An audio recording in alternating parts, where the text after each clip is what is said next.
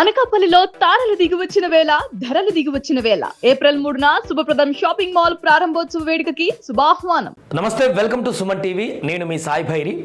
IPL 2026లో ఈరోజు 5th match జరగబోతుంది. ఇప్పటికీ 4 మ్యాచ్లు అయిపోయాయి. అద్భుతంగా సీజన్ ప్రారంభం కొనసాగింది. మనకు 5th మ్యాచ్లో LSG versus DC, Lucknow Super Giant versus Delhi Capitals తలపడబోతున్నాయి. మరి ఈ యొక్క టీంలో ఎవరు గెలిచేటువంటి అవకాశం ఉంది? రెండు జట్ల బలాబలాలు ఏ రకంగా ఉన్నాయి? ప్లేయింగ్ 11లో ఎవరు ఉండబోతున్నారు? పూర్తి వివరాలు మనం ఈ వీడియోలో ఒకసారి పరిశీలించేటువంటి ప్రయత్నం చేద్దాం. ముందుగా ఈ మ్యాచ్ లక్నోలో జరుగుతుంది. సో లక్నో హోమ్ టౌన్లో జరుగుతుంది కాబట్టి ఈ యొక్క వీరిద్దరు రికార్డులు కూడా ఒకసారి మనం చూసేటువంటి ప్రయత్నం చేద్దాం. టీమ్ కంపారిజన్ లాస్ట్ 7 మ్యాచెస్లో ఎల్ఎస్జీ 3 మ్యాచ్లు గెలిచింది హెడ్ టు హెడ్. డీసీ 4 మ్యాచ్ల్లో గెలిచింది హెడ్ టు హెడ్ జరిగినటువంటి మ్యాచ్ల్లో చెప్తున్నాను. అలాగే విన్నింగ్ పర్సంటేజ్ వీళ్ళకి 40% ఉంది, వీళ్ళకి 40%, వీళ్ళకి కూడా డీసీకి ఉంది. యావరేజ్ స్కోర్ వచ్చేసి 195 ఎల్ఎస్జీకి, అదేవిధంగా 179 డీసీకి. ఓవరాల్గా మొత్తం హెడ్ టు హెడ్ ఆడినప్పుడు హైయెస్ట్ స్కోర్ చూస్తే ఎల్ఎస్జీ 238 పరుగులు చేసింది వీరి మీద. అండ్ అలాగే 208 డీసీ స్కోర్ చేయగలిగింది వీరి మీద. గతంలో జరిగినటువంటి ఈ మ్యాచ్లలో జరిగినటువంటి వాటి గురించి చూస్తే లోయెస్ట్ వచ్చేసి 158 లక్నో ఉంది, 121 డీసీ ఉంది. ఇది జనరల్గా వీరిద్దరి మధ్య తలబడ్డప్పుడు హెడ్ టు హెడ్ ఉన్నటువంటి గణాంకాలకు సంబంధించినటువంటి విషయం. ఇక ఈ మ్యాచ్ ఇప్పుడు లక్నోలో జరుగుతుంది. లక్నోలో జరుగుతుంది కాబట్టి ఇక్కడ గ్రౌండ్ పొజిషన్ ఏంటి, దీనికి సంబంధించిన వివరాలు చూస్తే ఇక్కడ యావరేజ్ స్కోర్ వచ్చేసి 175 లక్నోకు ఉంది, 164 డీసీకి ఉంది యావరేజ్ స్కోర్. పేసర్లకి 76% అనుకూలంగా ఉంది ఇక్కడ లక్నోలో పిచ్.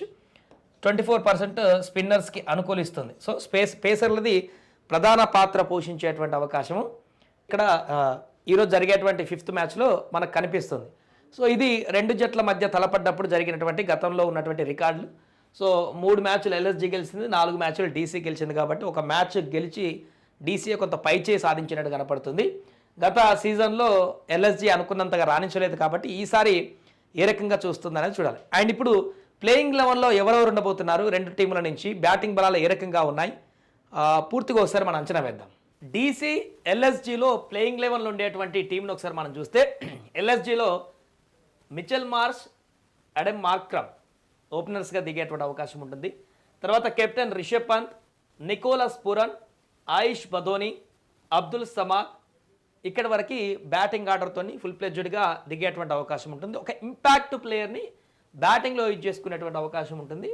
షాబాజ్ అహ్మద్ని ఇంపాక్ట్లో దింపేటువంటి అవకాశం ఉంది. లేదు అనుకుంటే వృద్ధిమాన్ హసరంగా ఇంకా అవైలబుల్గా ఉన్నాడో లేదో తెలియదు, కానీ వృద్ధిమాన్ హసరంగా ఎందుకంటే లక్నోలో జరుగుతుంది, ఇక్కడ పూర్తిగా పేసర్లకి అడ్వాంటేజ్ ఉండేటువంటి పరిస్థితి.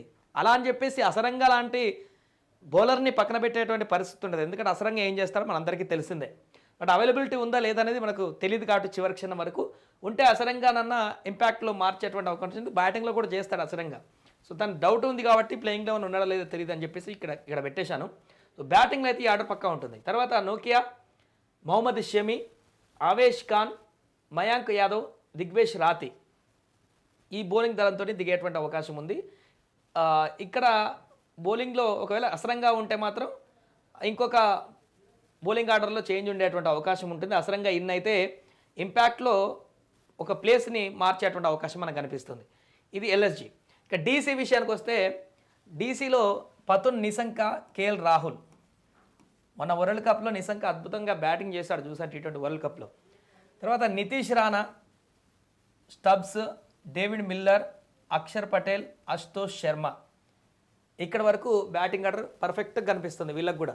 కేఎల్ రాహుల్ గత సీజన్లో అద్భుతంగా రాణించాడు, కెప్టెన్సీలో కూడా అక్షర్ పటేల్ కెప్టెన్సీ ఉన్నాడు. అంతకుముందు అద్భుతమైనటువంటి ప్రదర్శనతోటి లాస్ట్ సీజన్లో చక్కటి బ్యాటింగ్ చేశారు. నిశంక కూడా ఇప్పుడు వరల్డ్ కప్లో ఫామ్తో వస్తున్నాడు కాబట్టి నిశంక కూడా మంచిగా రాణించే అవకాశం ఉంది.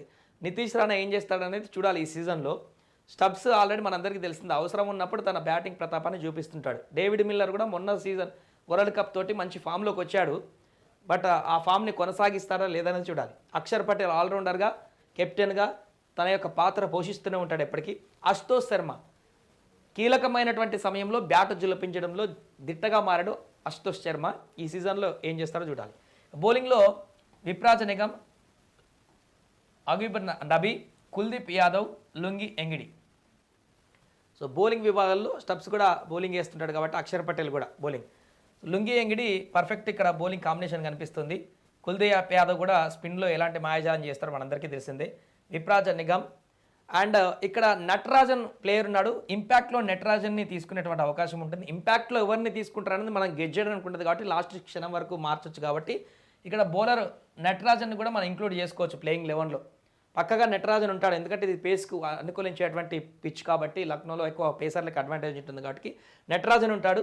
బట్ అలా అయితే 12 అవుతుంది కదా అని చెప్పేసి అనుకుంటే ఈ 12 ఇప్పుడు ఉన్నటువంటి పేర్లలో ఒకరు ఇంపాక్ట్గా చేంజింగ్ జరిగేటువంటి అవకాశం ఉంటుంది.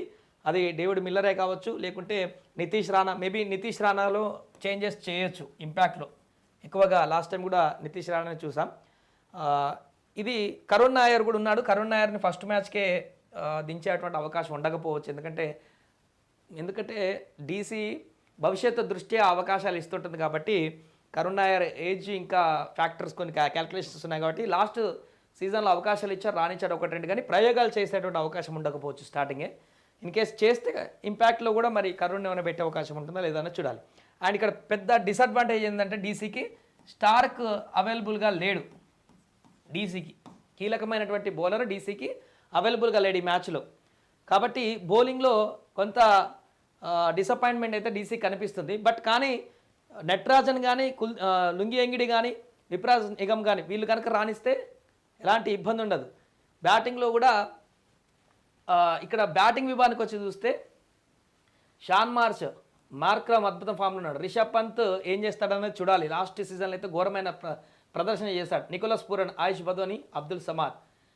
బ్యాటింగ్ విభాగంలోకి చూస్తే ఇక్కడ డీసీ కంటే కూడా కొంత ఎల్ఎస్జీనే కొంత స్ట్రాంగ్గా కనిపిస్తుంది. బౌలింగ్ విభాగంకి వచ్చేసి స్టార్క్ లేడు కాబట్టి, స్టార్క్ ఉంటే ఖచ్చితంగా ఇప్పుడు డీసీకే అడ్వాంటేజ్ ఉండేది. నటరాజన్ ఉన్నాడు, స్టార్క్ ఉంటే స్టార్క్ అవుతాడు. ఆ తర్వాత లుంగి ఎంగిడి ఉంటాడు కాబట్టి డీసీకే అడ్వాంటేజ్ ఉండేది. కానీ ఇప్పుడు స్టార్క్ లేడు కాబట్టి ఇక్కడ కేవలం లుంగి ఎంగిడి అవుతున్నాడు, నటరాజన్ అవుతున్నాడు. సో ఇక్కడ మాత్రం ఆవేష్ ఖాన్ ఉన్నాడు, మహమ్మద్ షమీ ఉన్నాడు, నక్కయ్య ఉన్నాడు, దిగ్వేజ్ రాతి స్పిన్నర్గా తను కూడా అద్భుతంగా బౌల్ చేస్తాడు. కాబట్టి బౌలింగ్లో కూడా కొంత స్లైట్ ఎడ్జ్ ఎల్ఎస్జీకే కనిపిస్తుంది. సో ఇక అక్కడ లోకల్ వెన్యూ కాబట్టి లక్నో హోమ్ టీం కాబట్టి అది కూడా అడ్వాంటేజ్ ఉంటుంది. కాబట్టి రెండు అయితే కొంత స్ట్రాంగ్గానే కనిపిస్తున్నాయి. ఎవరు గెలుస్తారు, ఎవరికి అడ్వాంటేజ్ ఉందనేటువంటి విషయాన్ని వరకు చూస్తే కేఎల్ రాహుల్ కనుక విజృంభణ కొనసాగిస్తే ఈరోజు మ్యాచ్లో డీసీకి కొంత ఫేవర్గా మారేటువంటి అవకాశం ఉంటుంది. కేఎల్ రాహుల్ మొత్తం మ్యాచ్ని తిప్పేసే పరిస్థితి కూడా ఉంటుంది. చాలా వరకు నిలబడి ఆడుతున్నాడు. లేదు అనంటే ఖచ్చితంగా ఎల్ఎస్జీకి అడ్వాంటేజ్ ఉండేటువంటి అవకాశం ఉంది. నా అంచనా ప్రకారం అయితే ఈ యొక్క మ్యాచ్లో ఎల్ఎస్జీకే 60% వరకు కూడా గెలిచేటువంటి అవకాశాలు కనిపిస్తున్నాయి. ఎల్ఎస్జీకే ఇక్కడ బ్యాటింగ్ ఆర్డర్ కానీ స్టార్క్ లేకపోవడం కానీ ఇవన్నీ చూస్తే ఎల్ఎస్జీనే ఎక్కువగా గెలిచేటువంటి అవకాశాలు కనిపిస్తున్నాయి. డీసీ వచ్చేసి 40% ప్రిడిక్షన్ మనం ఇక్కడ ఇవ్వచ్చు గెలిచేటువంటి అవకాశాల మేరకు. అంటే ఇప్పుడున్నటువంటి ఈ టీమ్ 11ని చూసి క్యాల్కులేషన్ చేసుకుంటే గెలుపోవడానికి సంబంధించి ఈ రకంగా ఉండొచ్చు. మేబీ అక్కడ వెనక చేంజ్ కూడా కావచ్చు. బట్ నా అంచనా ప్రకారం అయితే ఎల్ఎస్జీకి స్లైట్ ఎడ్జ్ ఉన్నట్టుగా కనిపిస్తుంది. ఈ మ్యాచ్లో కొంత ఎల్ఎస్జీనే బౌన్స్ బ్యాక్ చేసి మొదటి విజయాన్ని అందుకునేటువంటి అవకాశం ఉన్నట్టుగా అయితే కనపడుతుంది.